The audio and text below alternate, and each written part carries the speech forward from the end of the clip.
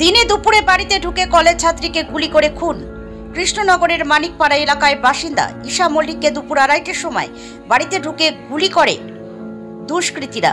অভিযোগ উঠছে কাঁচরাপাড়ার পলাশী মাঝিপাড়ার বাসিন্দা দেশরাজ সিং এর বিরুদ্ধে। স্থানীয় সূত্রের খবর, নিহত ঈশা মল্লিক ইতিপূর্বে কাঁচরাপাড়াতেই থাকত এবং এই যুবক দেশরাজ সিং তার পূর্ব পরিচিত ছিল। সম্পর্কের টানাপোড়েনের জেরেই এই ঘটনা বলে সন্দেহ করছে পুলিশ। অন্যদিকে ওই দিন বীজপুর থানার পুলিশ অভিযুক্ত যুবক দেশরাজ সিং এর বাড়িতে গেলে বাড়ি তালা মারা অবস্থায় দেখতে পায়।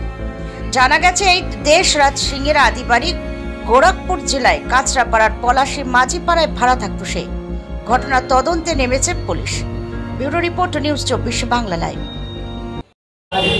ঈশা মল্লিক হ্যাঁ সবে কলেজে ভর্তি আছে। এটা একটা মানিকপাড়া। ঘটনা বলতে বাড়িতে কেউ ছিল না, বাবা অফিসে চলে গিয়েছিলেন, মা ছেলেকে আনতে গিয়েছিল।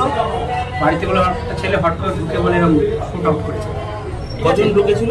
একজন। এক রাউন্ডই চালিয়েছে।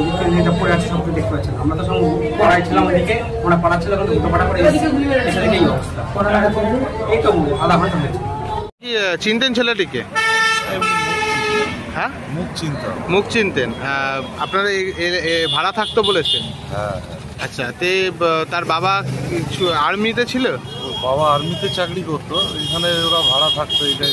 কিন্তু জানেন যে এরকম কোনো প্রেম ঘটিত কেস না কিছু এই বিষয়ে?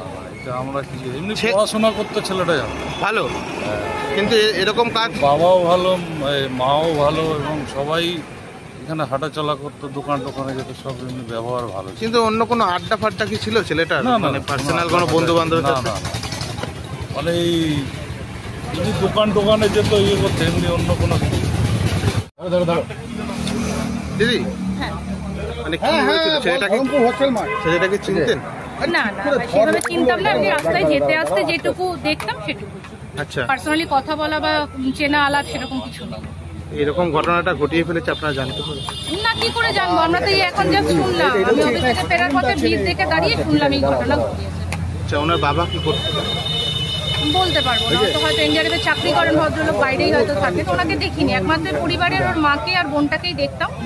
আমাদের ওই দিকটায় হাঁটতে যেতেন আর কি, হোস্টেলের ভেতরটা, সেই সূত্রে। তাছাড়া আর পার্সোনালি কাউকে চিনিও না, সেরকম কথা নাই। মেয়ে আছে বাড়িতে, ওর মা আর হাঁটতে যেতেন আর কি, হোস্টেলের ভেতরটায় ওইভাবে। কতদিন আছে?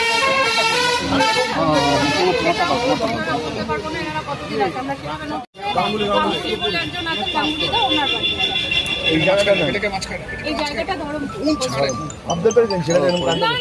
দেখে তো বোঝা যায় না ছেলেটা। মানে একটা বাচ্চা ছেলে, তার অ্যাটিটিউড সেরকম নয়। একটা স্টুডেন্ট হলে যা হয় যেরকম অ্যাটিটিউড, সেরকমই সফট একটা অ্যাটিটিউডের ছেলে। এই যে এরকম একটা ঘটনা ঘটাতে পারে, এ তো মানে আমরা ভাবতেও পারছি। আমার নাম রিঙ্কি মজুমদার, আমি এখানকার পঞ্চায়েত সদস্য।